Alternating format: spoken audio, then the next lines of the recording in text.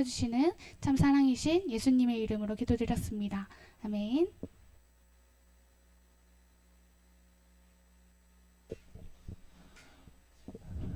안녕하세요, 여러분.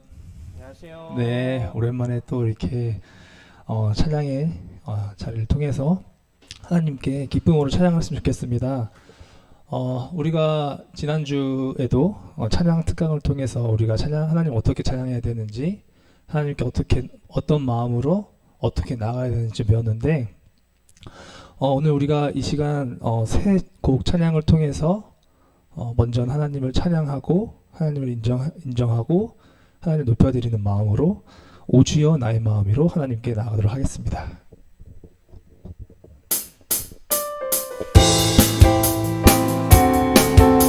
우리 다 함께 박수 치면서 우리 주 하나님을 기뻐하며 나아가겠습니다.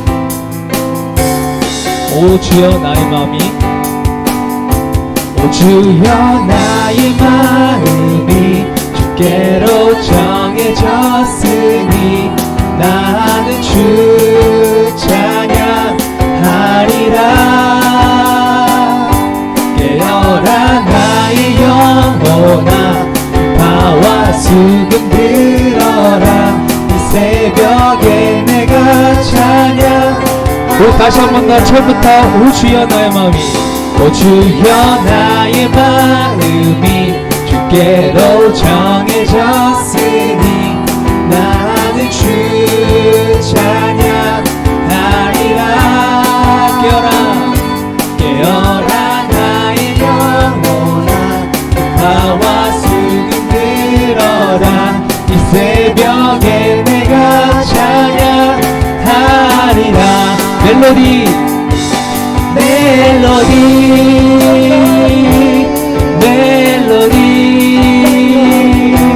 주님은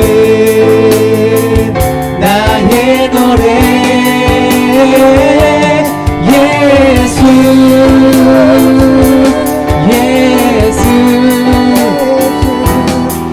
예수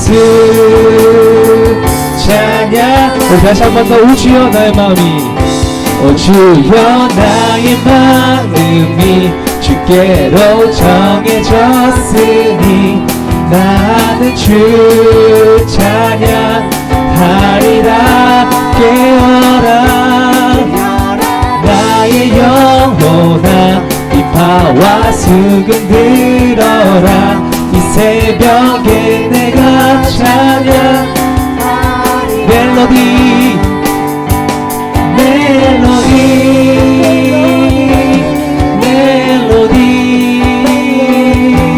주님은 나의 노래. 예수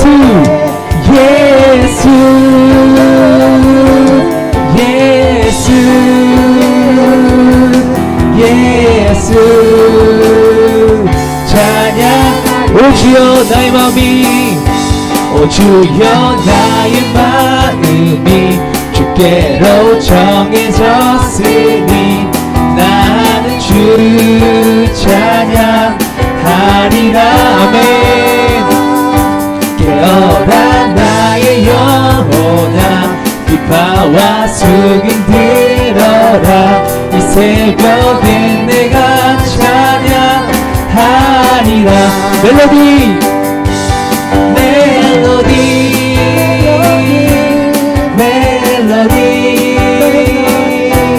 주님은 나의 노래.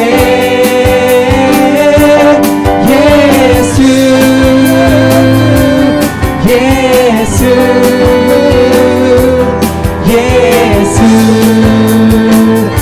우리 다시 한 번 더. 멜로디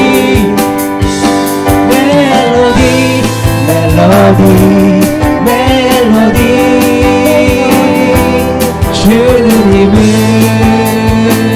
나의 노래.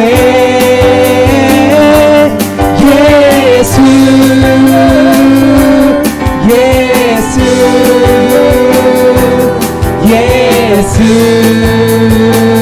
찬양하리. 아멘. 주님께 영광을 돌리시겠습니다. 할렐루야.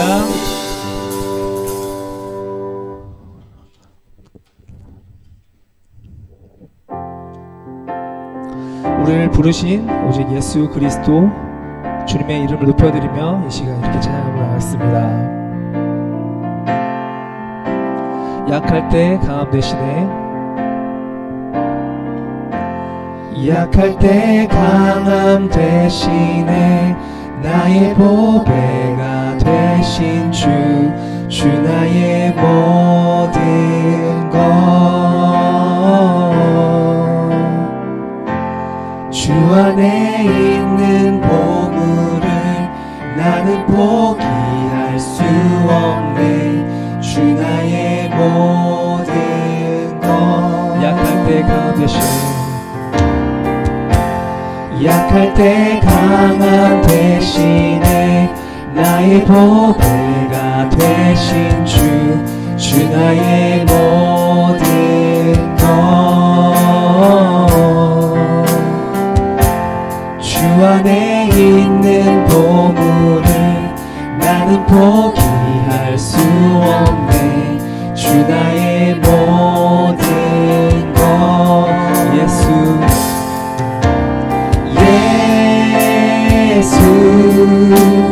어린 양 존귀한 이름.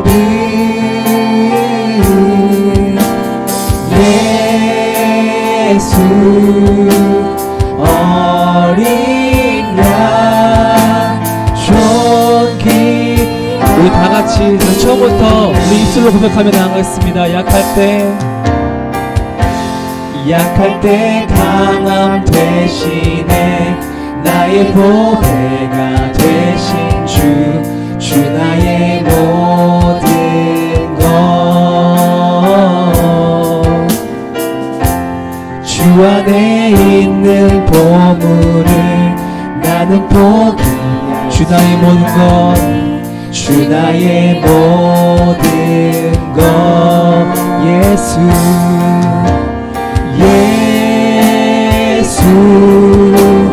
어린 양 존귀한 이름.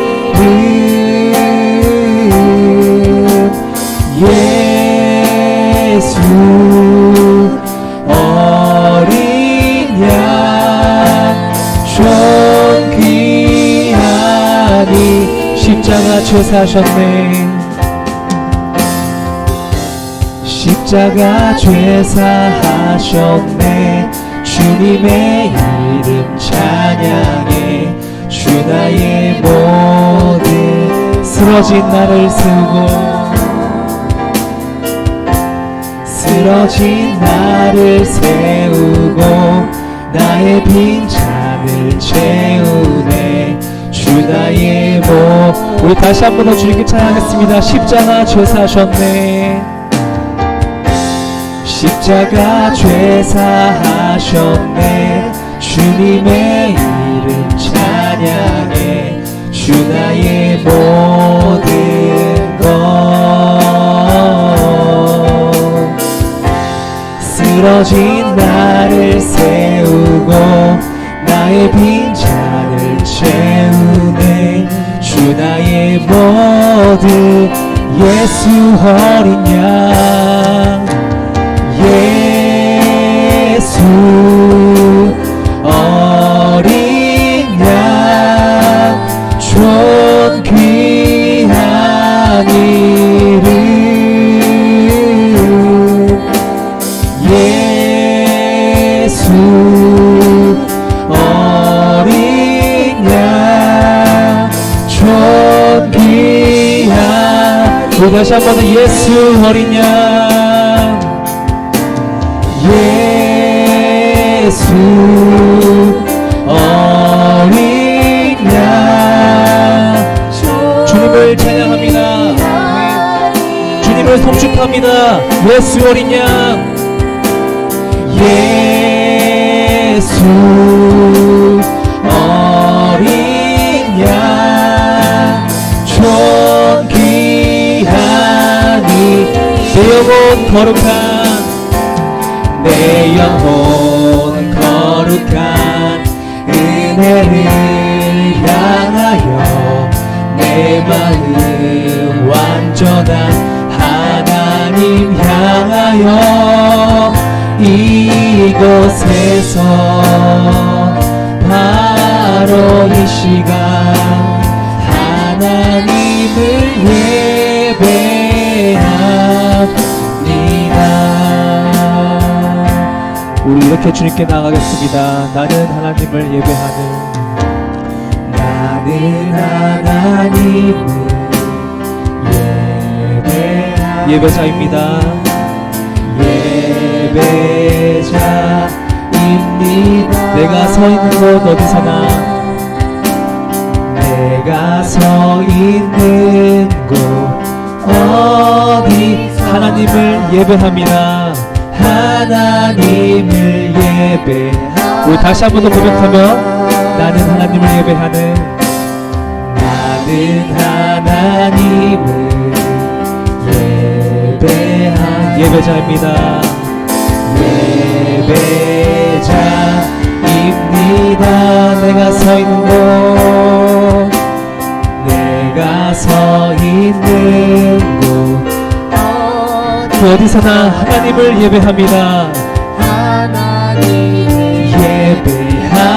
내 영혼 거룩한, 내 영혼 거룩한 은혜를 향하여 내 마음 완전한 하나님 향하여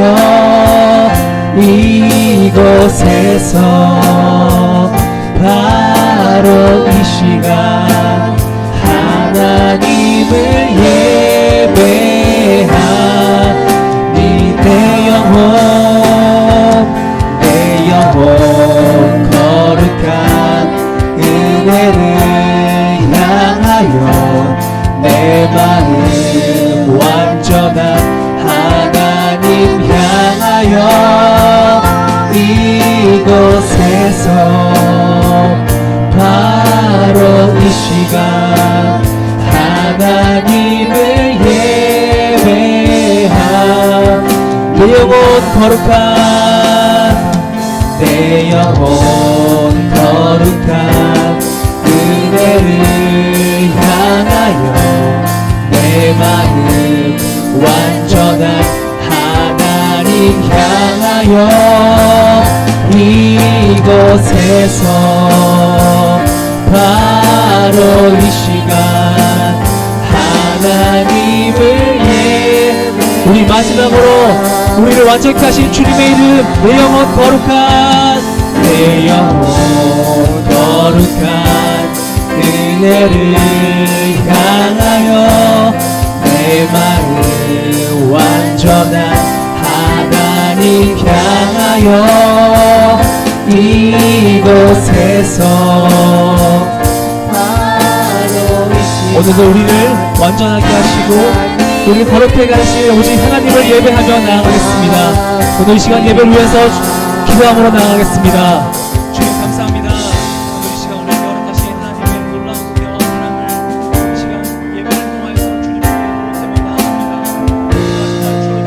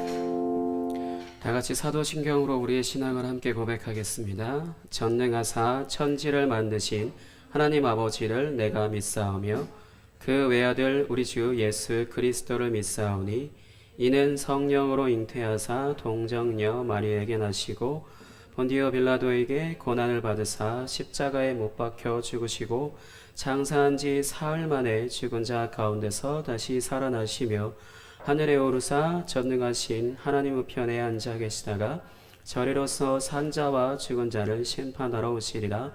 성령을 믿사오며 거룩한 공회와 성도가 서로 교통하는 것과 죄를 사하여 주시는 것과 몸이 다시 사는 것과 영원히 사는 것을 믿사옵나이다. 아멘. 오늘은 고린도전서 11장 26절 보도록 하겠습니다. 고린도전서 11장 26절입니다. 고린도전서 11장 26절.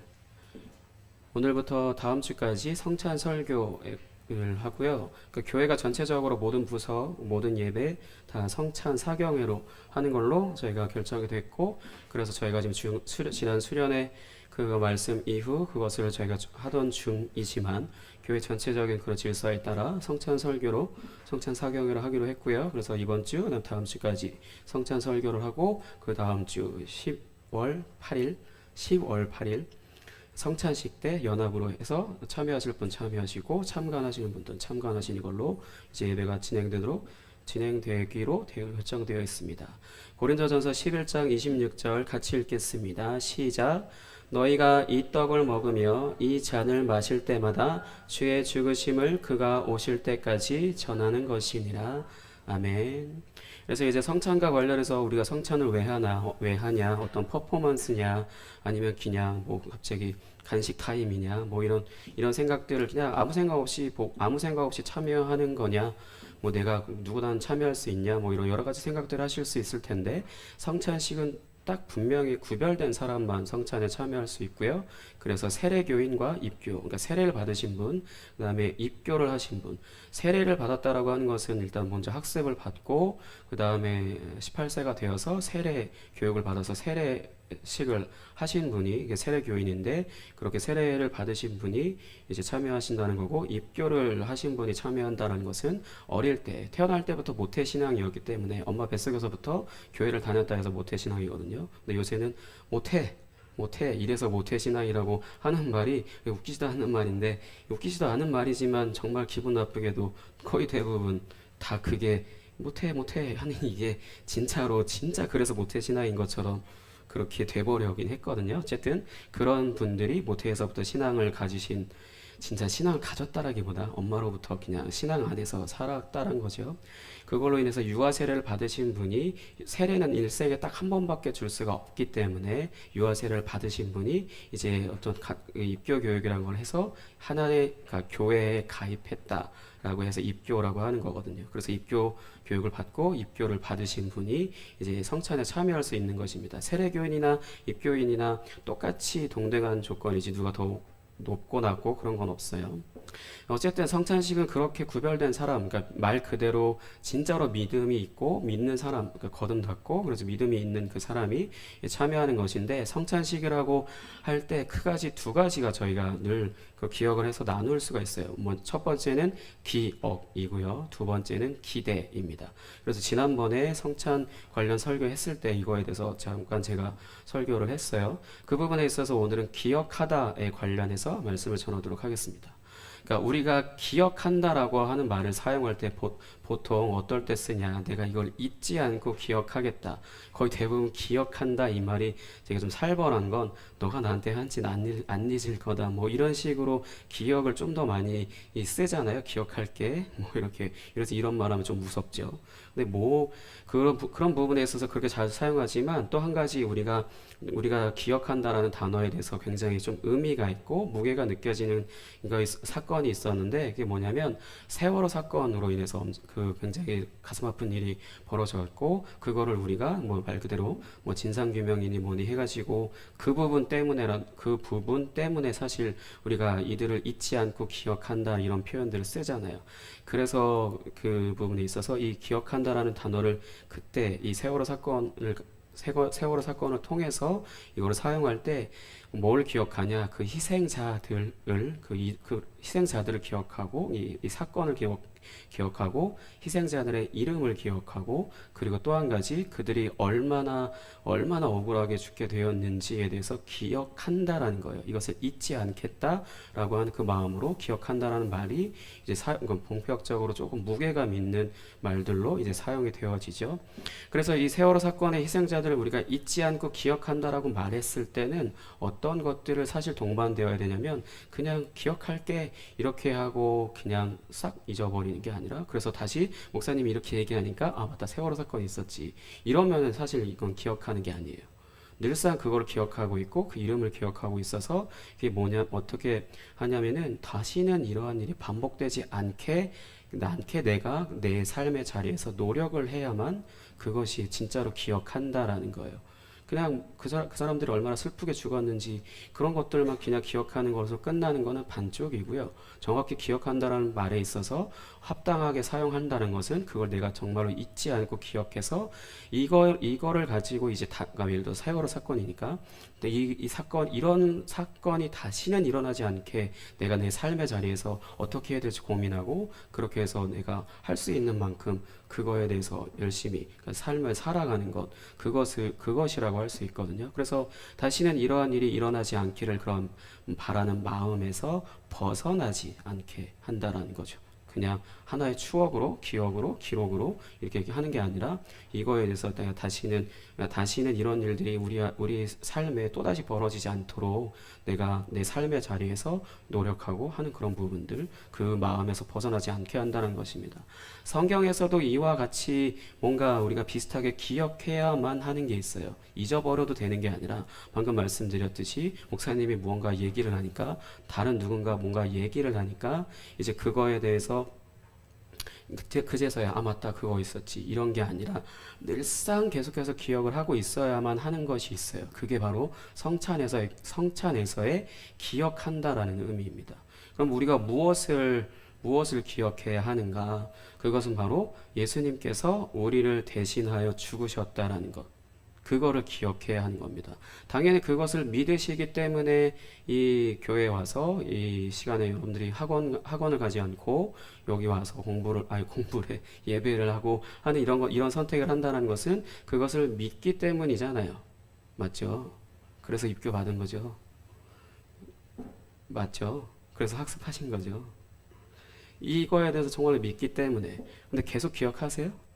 늘상 잊지 않고 계속해서 기억을 하고 계세요? 방금 목사님이 그 앞에 어떤 사건을 토대로 이거를 기억한다는 것은 다시는 이런 일이 벌어지지 않도록 그러니까 세월호 이런 사건이 또다시 벌어지지 않도록 내가 내 삶의 자리에서 노력해야지 하는 그런 마음처럼 예수님이 나를 위해서 죽으셨대. 내가 이제 그걸 그렇대 이렇게 해서 기억을 끝내는 게 아니라 그걸로 인해서 무언가 삶의 자리에서 고민하거나 뭐 그런 부분들을 하고 계신가요? 그렇게 하고 계셔야만 이게 진짜로 기억을 한다는 거예요. 그래서 예수님께서 우리를 대신하여 죽으셨죠. 근데 이거에 대해서 우리가 굉장히 큰 착각을 하고 있는 것 중에 하나는 목사님이 이렇게 예수님이 우리를 대신하여 죽으셨대라고 하는 말에 뭔가 마음이 슬퍼지고 뭔가 마음이 숙연해지고 그래서 그런 분위기에 이렇게 휩쓸려서 눈물 조금 첨가하는 이런 것들로 끝난다라면은 정말로 엄청난 아쉬움, 엄청난 착각입니다. 예수님이 우리를 대신해서 십자가에서 죽으셨다는 것은 그거에 대해서 슬퍼하고 그거에 대해서 약간 내가 눈물에 감정이입하고 하는 것으로 끝날 만한 것이 아니에요. 거기서 끝난다라면은 사실 그게 믿음이 아닙니다. 그거는 그냥 복음을 들었을 때 내 몸이 감정적인 반응을 하는 것뿐이지 진짜로 내가 그걸 믿음으로 반응하는 것은 진짜로 하나님이 원하시는 믿음을 가진 것은 아니라고 할 수 있거든요. 그러면 우리가 무엇을 기억해야 되냐? 예수님이 우리를 대신하여 죽으셨다라는 것을 기억한다는 것은 예수님께서 우리를 대신하여 죽으신 결과대로 살겠다라고 하는 것을 그 의미를 기억한다라는 거예요. 그 의미를 기억하고 그대로 살겠다라고 살아가는 것. 내가 내 삶의 자리에서 그렇게 조금이나마 노력하는 것. 그게 진짜로 예수님이 나를 대신해서 우리를 대신해서 십자가에서 죽으셨다는 것을 기억하는 것이고 그걸 믿는 거라는 거거든요. 그렇기 때문에 찬양 시간에도 여러분들이 다른 거 하지 않고 앞에 찬양 가사 앞에 인도자님의 인도에 따라서 찬양을 하는 것이고, 그 다음에 제가 지금 말씀을 전할 때도 여러분들이 짜증나 재미없어서 고개 숙이거나 아니면은 스마트폰 보거나 하지 않고 저를 계속해서 쳐다볼 수 있는 그 힘 자체가 있는 것이 바로 내가 그걸 믿기 때문에, 그걸 기억하기 때문에, 그 의미를 알기 때문, 또 알아가고 싶기 때문이에요. 그게 아니라면은 그냥 예배 시간에 왔으니까 그냥 뭐 아무 반응 없고 예배가 끝나자마자 갑자기 살아나는 것처럼 그렇게 할 수가 있는 것은, 그거 차이가 태도를 제가 지적하는 게 아니고 진짜로 믿는다라면은 예배 시간에 내가 내 마음대로 못 해요. 왜냐면 그 예배 가운데 하나님이 임재하시고 그 하나님이 내가 정말 사랑하는 나를 사랑하시고 내가 사랑하는 분이시기 때문에 그 예배 시간에 딴 거 못 하죠. 그런 게 믿음이거든요. 그리고 나서 이제 삶의 자리에서 그것을 살아내려고 아등바등하고 열심히 노력하는 거, 그런 부분들입니다. 그러면 예수님께서 십자가에서 죽으셨을 때 당시에 대해서 말씀을 이사야 53장 4절에서 6절 일단 먼저 보도록 하겠습니다. 이사야서 53장 4절에서 6절. 이사야서 53장 4절에서 6절. 구약성경 1032, 1033페이지 이사야 53장 4절에서 6절입니다.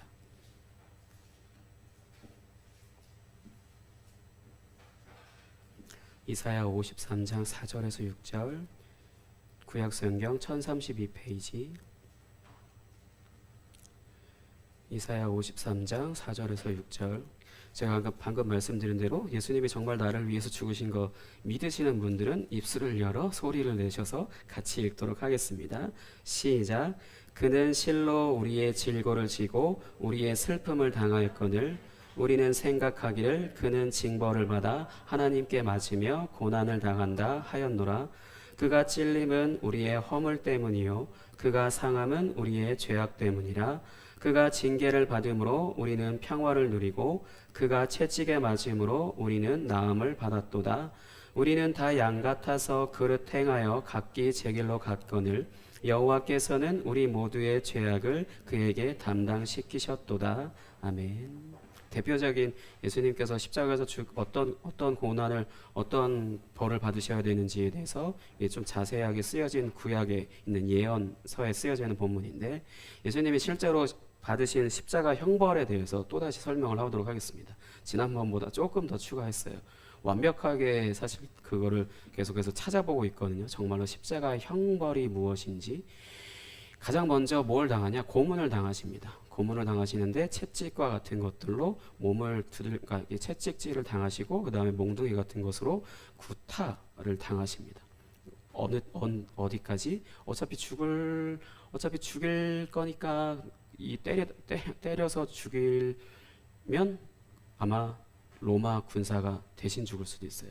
대신 십자가 형벌을 받을 수도 있어요. 왜냐하면 로마는 그런 좀 잔인한 나라이기 때문에. 그렇게 해서 죽기 바로 직전까지 계속 구타를 당하시고 그 다음에 채찍질을 당하셔서 온몸이 피투성이가 되죠. 그래서 갈고리 같이 이렇게 생긴 것을 그런 무기로 써서 이렇게 하는데, 이렇게 해서 딱 말 그대로 이렇게 되는데 표현이 살점이 엄청나게 뜯겨서 나옵니다. 그리고 엄청 어마무시한 고통이잖아요.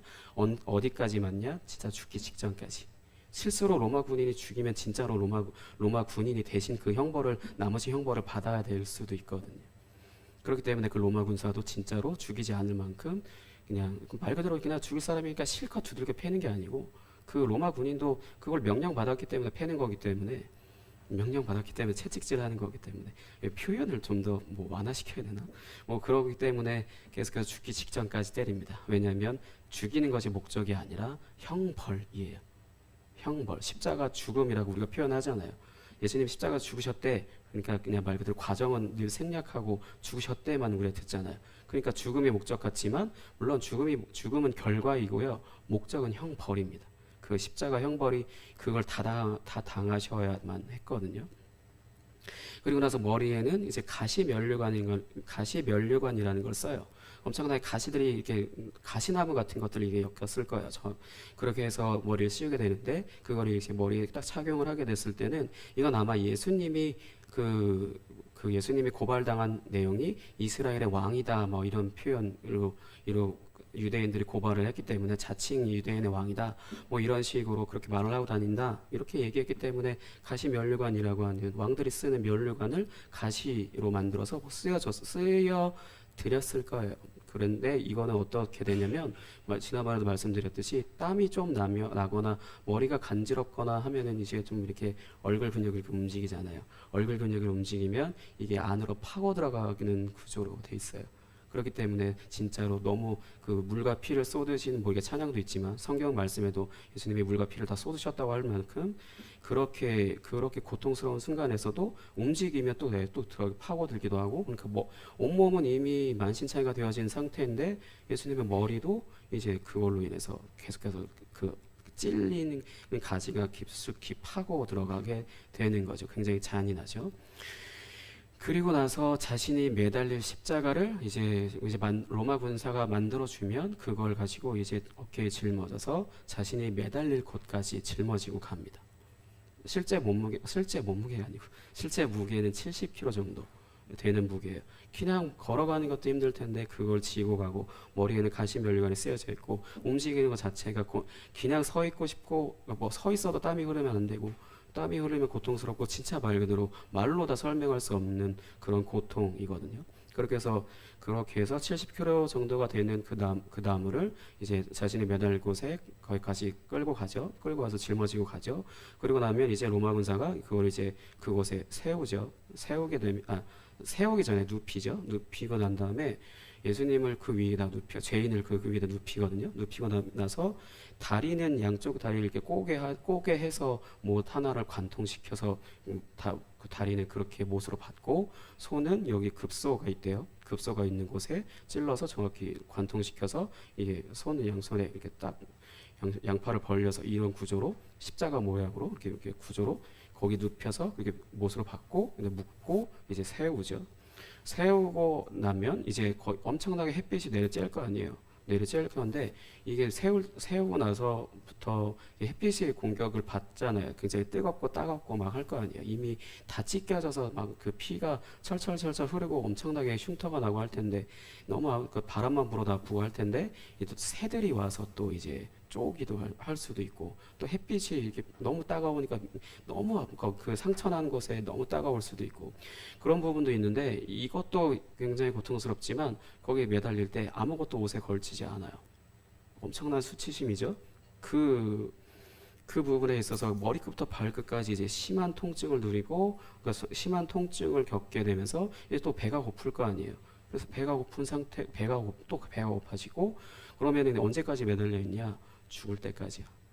그래서 진짜 이제 미동이 없다. 그러면 이제 로마 군사가 이제 와서 다리를 꺾어 버립니다.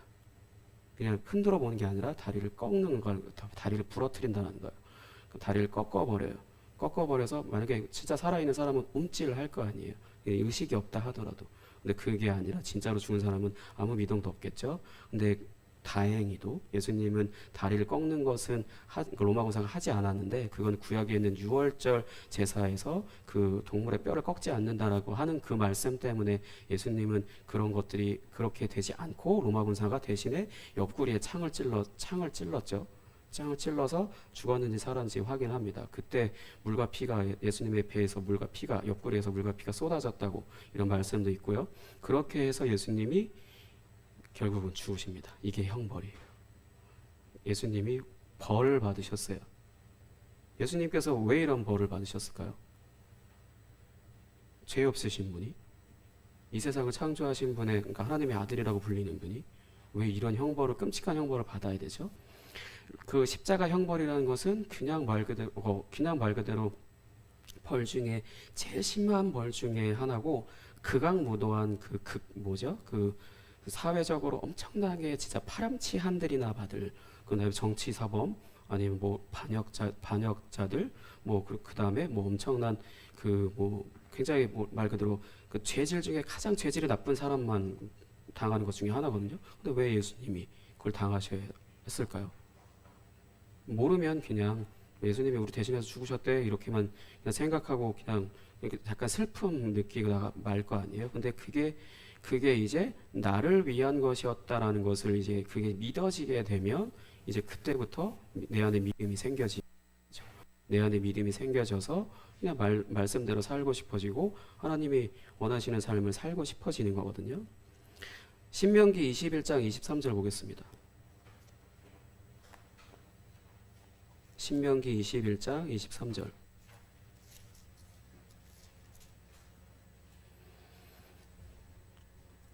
신명기 21장 23절. 구약 성경 295페이지, 296페이지.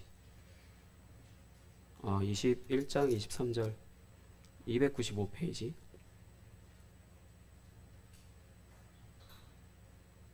22절, 23절 같이 읽어도 되겠네요. 구약성경 295페이지 신명기 21장 22절에서 23절 같이 읽겠습니다. 아까 말씀드렸듯이 예수님을 믿으신 분들은 입을 열어서 같이 읽도록 하겠습니다. 시작. 사람이 만일 죽을 죄를 범함으로 내가 그 매에 달거든 그 시체를 나무 위에 밤새도록 두지 말고 그 날에 장사하여 내 하나님 여호와께서 내게 기업으로 주신 땅을 더럽히지 말라. 나무에 달린 자는 하나님께 저주를 받았음이니라. 아멘. 하나님께 저주를 받았다라는 거예요. 하나님의 아들이 하나님께 저주를 받았다라는 거죠. 우리 죄를 대신 우리가 받아야 될 저주, 우리가 받아야 될 것들을 대신 가져가셨다라는 거예요. 하나님께서 우리의 죄를 예수님이 대신 짊어지게 해서 죽게 하셔서 우리를 대신하여서 저주를 받으신 겁니다. 그게 예수님께서 십자가 형벌을 받으시고 십자가에 매달려서 죽으신 거예요. 나무에 달린 자마다 하나님께 저주를 받았음이니라는 이 말씀을 기준으로 해서 예수님이 나무에 달려 죽으신 거거든요. 우리를 대신하여 죽으신 거고, 그래서 우리를 대신하여 저주를 받으신 거예요. 그래서 우리는 어떻게 됐냐? 예수님이 그렇게 십자가에서 죽으신 것으로 형벌을 받으시고 십자가에서 죽으시는 것으로 우리는 어떻게 됐냐? 구원받았습니다. 구원을 받은 거예요. 그래서 우리가 또 흔히 구원을 받았다라고 하는 말의 의미가 뭐죠? 예전에 구속이 뭐예요라고 질문했죠. 입교하신 나연 은혜가 구속이 뭐냐고 물어봤지? 비슷한 의미예요. 구속과 구원 거의 그냥 같은 의미라고 생각할 수 있는데 뭐냐면 이 세상은 힘이라고 하는 것으로 이제 서로 다스리려고 하는 그런 구조잖아요. 그래서 피라미드 구조. 그래서 한 칸이라도 더 올라가면 이 한 칸 위에 있다고 바로 밑에 있는 사람을 다스리려고 하고 그것 때문에 계속해서 꼭대기까지 올라가서 주님 노릇하고 싶어서 계속해서 돈 벌고 계속해서 열심히 일하고 그래서 신분 상승하고 그런 것들 그런 구조가 이 세상의 구조인데 이 세상의 구조에서 그 경쟁과 폭력이라는 것을 이제 그걸 가지고 다스리는 그 구조라고 할 수 있는데 여기에서 살면 마음 편할까 아니면 늘 불안할까? 편해. 오늘 내가 잠깐 푹 자면 내일 누군가 내 자리에 앉아 있어.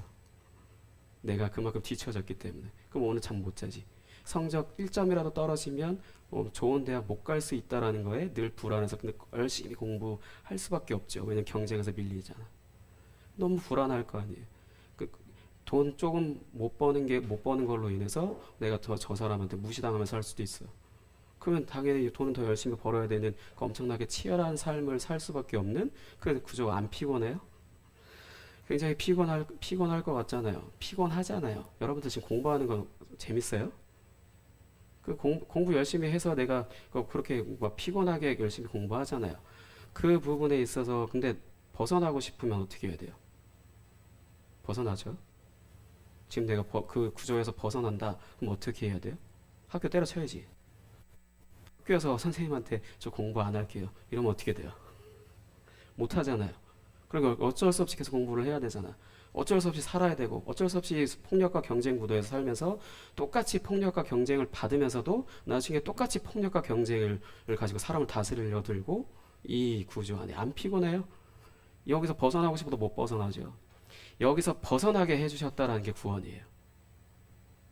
하나님이 예수님을 십자가 죽게 하심으로 인해서 그러니까 그 부분에 있어서 우리가 구원받았다는 것은 그런 힘의 구조, 힘이라는 것을 기준으로 해서 폭력과 경쟁을 가지고 다스리는 그 구조 안에서 해방시키셨다는 거예요. 자유하게 하셨다는 거예요. 그렇게 안 해도 된다라고 하시는 거예요. 근데 물론 현실은 그 구조 안에 있으니까 공부하고 그렇게 해야 되지만 이걸로 인해서 내가 내 삶이 1점에 좌지우지하지 않고 하나님이 나의 삶을 결정지으시고 인도하실 것이기 때문에 나는 그냥 이것을 그냥 통과 의례처럼 내가 내 자리에서 그냥 열심히 공부하는 거고 그렇게 해서 결과에 연연하지 않는 거고 그럼 그 결과로 인해서 내가 좀 뒤처지는 삶이 된다 하더라도 아무 문제 없는 거고 왜 하나님이 나의 아버지시고 나를 인도하시고 나를 그렇게 이 구조 안에서 이 폭력과 경쟁으로 인해서 피해 입지 않게 하실 거니까 거기서 해방시키셨으니까 그걸로 인해서 하나님 나라 안에 들어가서 살게 됐다라는 건데 하나님 나라는 예수님께서 그렇게 모든 저주를 다 받으셨잖아요. 그래서 하나님 나라는 사랑과 은혜로 다스리는 그런 나라예요. 그 나라 안으로 내가 이미 들어가서 살고 있다는 거예요. 그렇기 때문에 나는 하나님의 사랑과 은혜를 하나님의 사랑을 받고 하나님의 은혜로 감사하게 선물을 통해서 하나님이 주시는 선물을 통해서 살아가는 그런 삶으로 바뀌었다라는 겁니다. 내가 비록 학교에서 아직도 계속 치열하게 공부하는 그 구조 안에 있다 하더라도 이것이 나의 삶을 결정짓는 것이 아니라 하나님의 사랑과 은혜가 나의 삶을 결정지으시고 인도하시는 그 안으로 내가 들어가 있다라는 거예요. 그게 바로 구원이거든요. 이걸로부터 시작을 합니다. 그렇기 때문에 우리가 성찬이라는 것에 참여해서 빵과 포도주를 하는 것은 우리를 대신하여 예수님께서 십자가에서 죽으셨다는 것을 기억함으로 인해서 우리가 이 세상에서 해방되었고 우리가 하나님 나라 안에 들어가서 하나님의 사랑과 은혜를 누리면서 나의 삶을 전적으로 맡기고 그냥 살아간다는 거예요. 너무 편하지 않아요? 물론 주일마다 아침마다 시간 맞춰서 교회 오는 게 힘들긴 하실 텐데 그거 말고는 없잖아요. 열심히 나의 삶에서 하나님께서 다 책임지신다라는데 나를 일방적으로 사랑하셨고 일방적으로 은혜로서 나를 이끄신다라는 건데 뭐가 우리가 더 열심히 할 게 없잖아요. 너무 힘들거나 고통스럽거나 아프거나 하지 않잖아요. 하나님이 나의 삶을 다 전적으로 책임지신다라는데 이거를 기억해서 성찬 때 그 빵과 포도주를 먹는 거예요. 기억해서요. 그래서 성찬 때 빵과 포도주를 먹는다는 것은 사실 세례교인 이상이 되면 의무입니다. 근데 물론 그 부분에 있어서 무조건 아무 생각 없이 해서는 안 되는 거고 이때 의무이기 때문에 이것을 그 성찬에 참여한다는 것은 어떤 의미냐면 내가 하나님 나라의 가치인 사랑과 은혜를 따라서 살겠습니다라는 그런 고백으로 먹는 거예요. 먹고 마시는 거예요.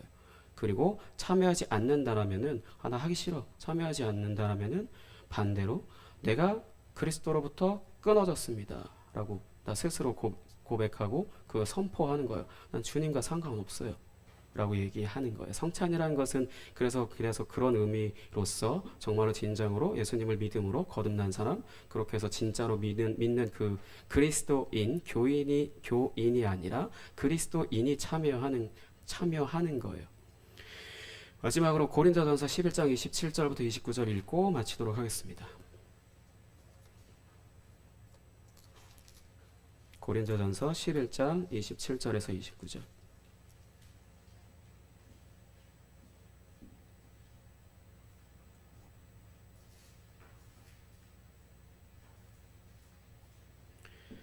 신약성경 276페이지.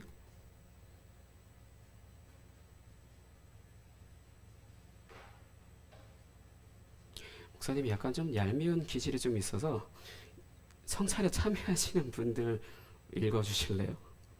고린도전서 11장 27절부터 29절까지 두 분만 읽어주시고 나머지 분들은 다른 분들은 눈으로 같이 읽겠습니다. 시작.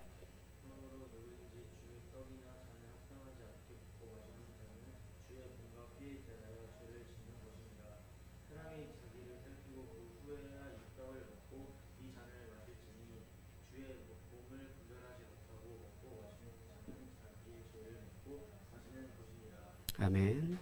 그러니까 말 그대로 방금 목사님 말씀드렸듯이 내가 하나님 나라의 가치인 사랑과 은혜를 따라서 살겠습니다라고 고백하고 그대로 살고 있던 사람이 성찬에 참여하는 거예요. 그 부분에 있어서 그렇게 살지 않으면서 성찬에 참여한다는 것은 자신의 죄를 먹고 마시는 것밖에, 그러니까 그리스도로부터 끊어지는 것밖에는 되지 않는다라는 것입니다. 이 부분에 있어서 10월 8일에 이제 여러분들이 이제 성찬에 참여하시는 친구들은 오늘 말씀을 잘 마음에 새기시고 기도하시면서 그런 삶을 하나님 내가 살았다라면은 살게 해주셔서 감사합니다. 못 살았다라면은 살게 해주세요라고 하는 그런 마음을 가지고 그날의 첫 이 성찬에 참여하시고요. 그 외에 다른 친구들은 이 성찬에 참여하는 이 친구들을 위해서 기도하시면서 본인도 역시 내가 이에 합당한 삶을 살다가 내가 성찬에 참여할 수 있도록 해달라고 기도하시는 마음으로 참여하시길 바랍니다. 이제 함께 찬양하고 기도하도록 하겠습니다. 아까도 말씀드렸듯이 모든 게 강요는 아니에요. 하나님은 강요하시지 않는 분이십니다. 심지어 사랑조차도 강요하지 않는 분이세요. 그만큼 존중하십니다. 대신에 모든 걸 다 주시고 모든 걸 다 가르쳐 주시죠. 그 부분에 있어서 잘 마음에 새기시고 이제 성찬에 참여하시길 바랍니다. 함께 찬양하겠습니다.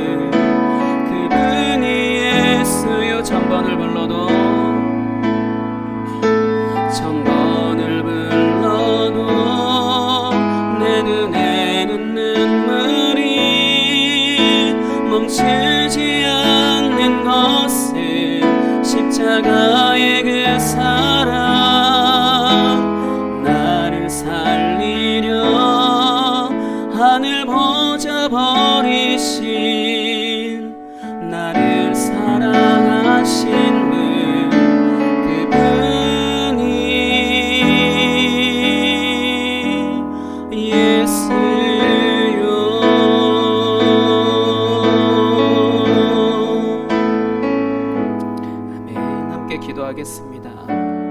하나님을 찬양하는 것, 하나님을 예배하는 것이 그냥 어떤 문화 중에 문화이기 때문에 그냥 내가 선택해서 하는 것이 아니라 하나님께서 나를 진짜로 이 세상 가운데 폭력과 경쟁 가운데 내가 휘둘리지 않고 거기에서 내가 너무나 고통스럽게 살지 않고 거기서 나를 해방시켰다라고 하는 그것을 믿는 믿음으로, 그것을 믿는 믿음을 가진 사람들의 모임의 찬양과 예배라고 할 수 있습니다. 하나님, 내가 예수님께서 나를 대신하여 죽으셨다는 것을 내가 온전히 믿게 하시고 그것으로 인하여 날마다 하나님의 그 사랑과 그 은혜를 따라서 그 날마다 살아가는 그런 은혜가 우리 가운데 있을 수 있도록 이 시간 함께 각자의 목소리로 기도하겠습니다. 하나님 아버지 감사합니다. 아버지, 우리가 주의 은혜를 따라 아버지 날마다 살아가는 그 은혜가 오직 우리가 예수 그리스도를 믿음으로 인하여서 나를 대신하여 우리를 대신하여 십자가에서 죽으신 아버지 그 사랑으로 인하여서 내가 주님의 선택을 받아 그 이 세상 가운데 폭력과 경쟁으로 인하여 힘이라고 하는 것이 절대 권력인 것처럼 힘이라고 하는 것이 심지어 하나님 하나님인 것처럼 아버지 그렇게 힘에 기생하며 살아가고 힘에 아버지 억눌려 살아가는 그러한 삶 가운데서 오직 사랑과 은혜로 우리의 삶을 이끄시는 아버지 그러한 삶으로 우리를 바꿔주신 것이 바로 구원인 줄 우리가 믿게 하시고 그것으로 인하여 날마다 주님을 따르며 살아갈 수 있도록 그래서 날마다 주님이 기뻐하시는 그러한 삶을 살아가는 아버지 우리 모든 선교교회 중고등부 학생들 되어줄 수 있도록 주님 인도하여 주시옵소서. 주님 감사합니다. 하나님 아버지 감사합니다. 우리를 대신하여 십자가에서 죽으신 예수 그리스도의 그 고통과 아버지 그 죽음으로 인하여서 우리가 이 세상 가운데 이 세상을 다스리고 있는 힘이라고 하는 것으로 아버지 폭력과 경쟁으로 다스리는 아버지 그러한 세상에서 주님 빠져나와 주님께서 해방시켜 주심으로 인하여 주님의 은혜와 사랑을 따라서 살고 누리며 살아갈 수 있는 그러한 삶으로 우리를 바꿔주신 그런 구원받은 삶을 우리를 살게 하신 은혜를 감사합니다. 그것을 알고 그대로 삶으로 인하여서 성령 하나님께서 우리를 도와주시는 그 은혜로 아버지 그러한 삶을 살아내는 것으로 인하여서 날마다 주님이 우리와 동행하시고 그것으로 인하여 주님의 뜻이 우리를 통하여서 이루어지며 날마다 주님이 기뻐하시는 주님이 기뻐 받으시는 그런 예배 그런 삶의 예배 그러한 교회 안에서의 예배를 드릴 수 있는 저희 선교교회 중고등부 되어질 수 있도록 인도하여 주시옵소서. 오늘도 주님 앞에 귀한 예물로서 드린 손길이 있사오니 주께서 함께하여 주시고 날마다 그들의 삶 가운데 30배 60배 100배로 주님의 은혜로 주의 사랑으로 채워주시옵소서. 감사합니다. 살아계신 예수 그리스도의 이름으로 기도하였습니다. 아멘.